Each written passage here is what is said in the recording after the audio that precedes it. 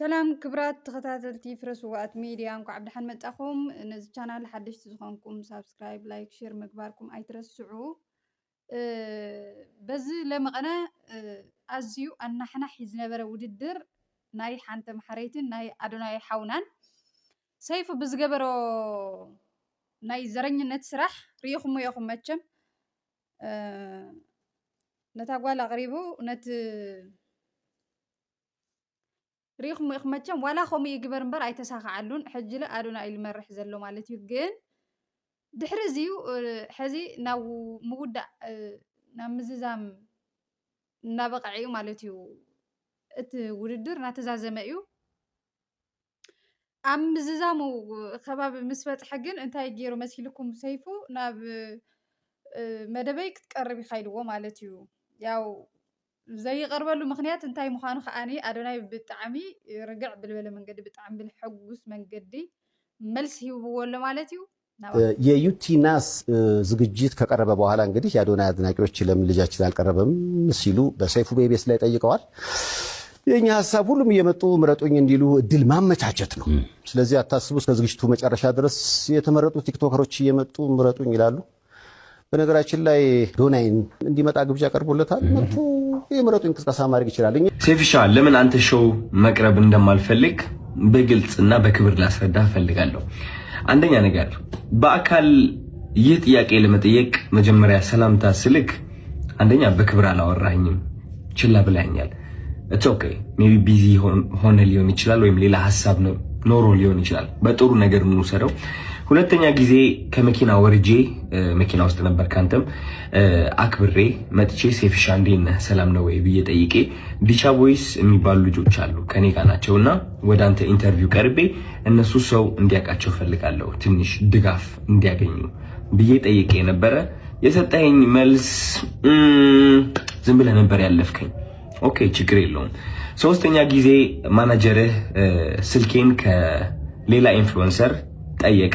ከዛ ያ ኢንፍሉዌንሰር ደግሞ እኔ ጋር ደወለልኝና ማናጀር እየፈለገ ነው የሰይፉ አለኝ። ኦኬ ለምን እጠብቃለሁ እስከሚደውል ራሴ ወዲያውኑ ደውላለሁ። ደወልኩኝ። ከዛ ማናጀር ያለኝ አሜሪካ እንዳልክና ስትመለስ ደግሞ ስኬጁሎች እንዳሉክ ነው። which ይገባኛል። ይሄም ሪስፔክትፉል ቢዚ የሆንክ ሰው እንደሆንክ እርግጠኛ ነኝ። ትልቅ ነገር ነው ያንተ ሰይፉ ሾው ማለት ነው። በጣም ሪስፔክት አደርገዋለሁ። ግን ከዚህ ሁሉ የደበረኝ ነገር ምንድነው? ከዚህ ሁሉ የደበረኝ ነገር አይ ቲንክ ዛሬ የተናገርከው አሽሙር ነው መሰለኝ። አይ ቲንክ አሽሙር ነው። አየህ እኛ ሰዎች ስንባል መጥፎ የሚባል ሳይድም አለን፣ ጥሩ የሚባል ሳይድም አለን። ችግሩ ሁላችንም ነጭ በግ እንደሆነና ምንም ጥፋት እንደሌለን ገመና እንደሌለን ስለምናስመስል ነው እንጂ የኛ ገመና ቢሸት ኖሮ ከቤት አንወጣም ነበር። ግልጾኝ ልንገርክ፣ ችግሩ እኔ ገመናዬን አካፍላለሁ።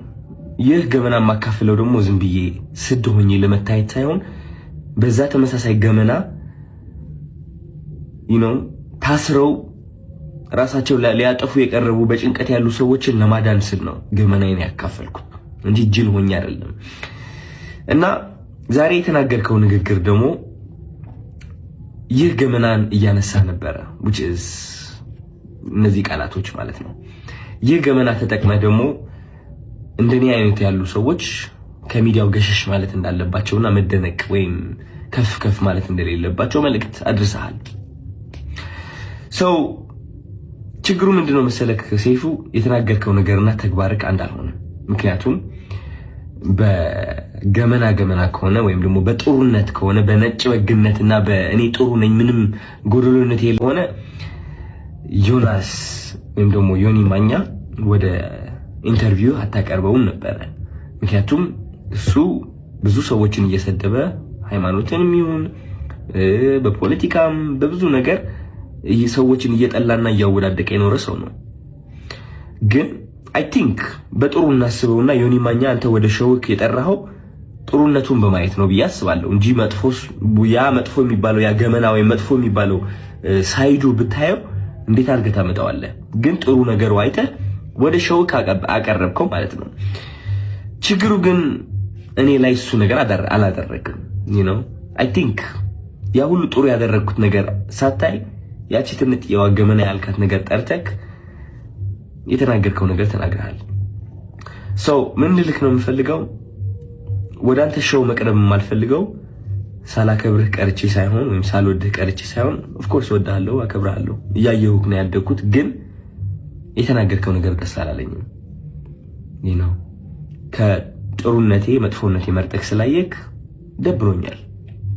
አይ ሚን ያንተ ምርጫ ነው። ኦፍ ኮርስ ሰይፉ ሁለት ሳይድ አለው። ብዙ ሰው ያንተ መጥፎ ሳይድ ሊያይ ይችላል፣ ብዙ ሰው ደግሞ ያንተ ጥሩ ሳይድ ሊያይ ይችላል። እኔ ደግሞ ያንተ ጥሩ ሳይድ ነው ማየት የምመርጠው። ገባህ አይደለ? እና ያኔ ያቺ ትንጥ የገመና የምትባለው ሳይድ እሷን ማየትህ ትንሽ ደብሮኛል። ስለ ምርጫ ቀስቀሳው ደግሞ ወንድሜ ያንተ ምርጫ ቀስቀሳ አያስፈልገኝም። እንግዲህ ሰው ከወደደ ከፈለገ ከመረጠ ይመርጣል፣ ነፃነት አለው። ምንም ምረጡኝ ብዬ አልተናገርኩኝም እኔ ማለት ነው። መኪና ባሸንፍ ብሸንፍ ሽልማቱ ቢመጣ ባይመጣ እኔ ዓለማዊ የሆነ ነገር ኦሬዲ ተለያይቻለሁ።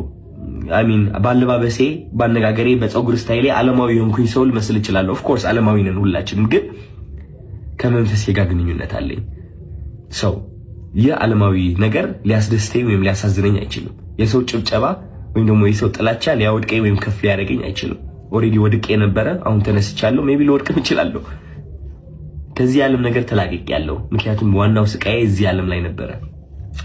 ሰው ምርጫ ቅስቀሳ አያስፈልገኝም እኔ ልልህ ፈልጌ ነው። እና ያ ሜቢ የሰው መጥፎ ነገር ለይተህ ትንጥ የእሷን ከምታጎላት ጥሩ ሳይዱን አይተህ ብታደንቀው አይ ቲንክ ጥሩ ነው ብዬ አስባለሁ። ምክንያቱም እኔ እሱን ነው የምመርጠው። ዮኒ ማኛ ብዙ ነገርን ቢሰራ እኔ የማይለጥ እቺ ጥሩ ነገሩን ነው which is አንዳንዴ ያስቀኛል። ገባህ አይደለ? መጥፎ ነገር ከማይ ማለት ነው። ያ ምንም ምለው ነገር የለኝም። ክብረት ተኸታተልቲ ቪድዮ ናይ አዶናይ ከም ዝረአኹም ኢኹም ብጣዕሚ ትርግግዕ ኢሉ ብዝገርም ኩነታት ልኩዕ ሂብዎ ኣሎ ማለት እዩ። ሓሲብኩሞ ዲኹም ግን ድሕሪ ምዝዛሙ ውድድር ሲ እንታይ ክገብረሉ እዩ ናብ ኢንተርቪው ክትቀርብ ኢኻ ገለ ዝብሎ ተረዲእኩም። እቲ ትክክለኛ አዶናይ ማለት መቸም ንማንም ሰብ ጠፊኡ ኣይኮነን። አዶናይ ማለት ማንም ሰብ ይዝፈልጦ።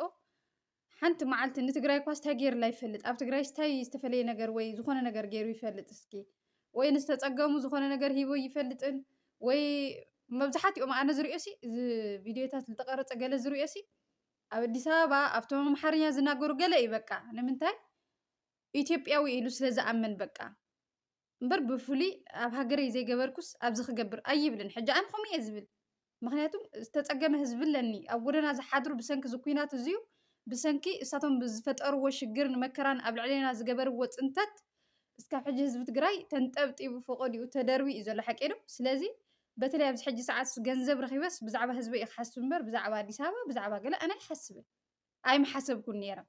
አዶናይ ግን ከምቲ ኣነ ዝሓስቦ ይኮነን ዝሓስብ ኩሉ ግዜ እኔ ኢትዮጵያዊ ነኝ ብሎ ነው የሚያስብ። በቃ ኣነ ኢትዮጵያዊ ኢሉ እዩ ዝሓስብ። ከምቲ ኢትዮጵያዊ ኢሉ ዝሓስቦ ድማ ትክክለኛ ክኸውን ዝነበሮ መቸም ኢቢኤስ ማለት ብጣዕሚ ዓብዪ ሚድያ እዩ ተረዲእኩም።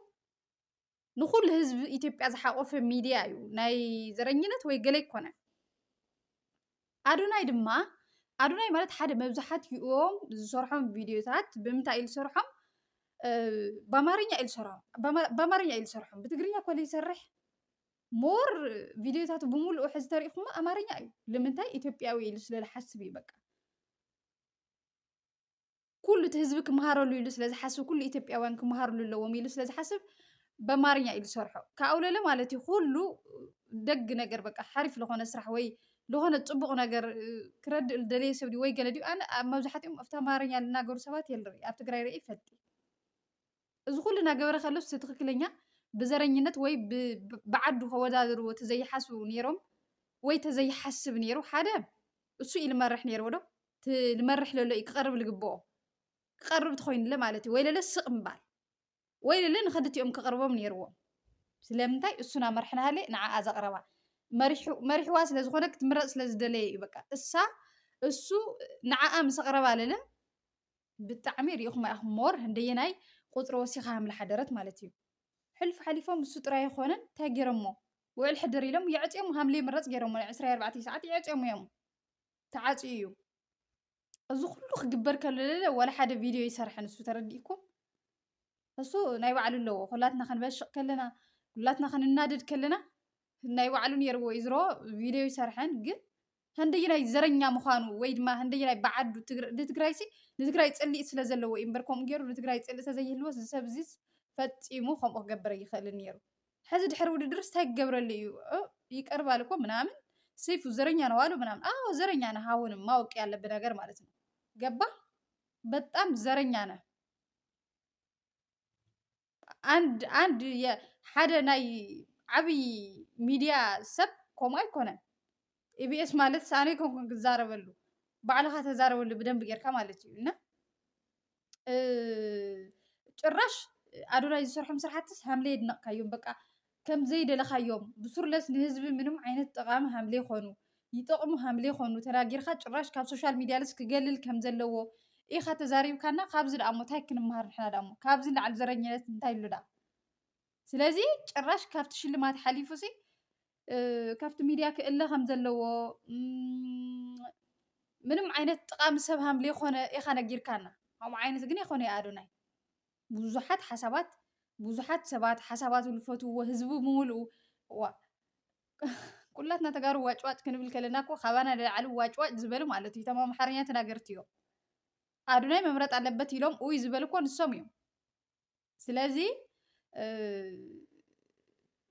بمننتو إخامة أدوناي بمخانو بتنايت ودي عدل زي كونسي بتمننتو نهزب تقراي تسلق سلازلكا أبانا تسلق سلازلكا إخابك خشنف سلازيد لخايو إخامبر خالا أيكونننا كبرات خاتلتنا لما عنتي أبزي أخلنا سبسكرايب قبرو سبسكرايب بالسوري تقبرون زلكم حدقو أي تتحسوا منا سبسكرايب قبرونا سبسكرايب تايت قد صبواتي سبسكرايب غيركم أجخونة تبلون سبات أزي مسكنكم كابلب مالتيو نتبرتات عني نقول لكم كابلب إذا مسكنكم أنتم سبسكرايب قال زي قبركم كأني سبسكرايب قبروا لي إذا فيديو لايك شير كأجبروا لي مالتيو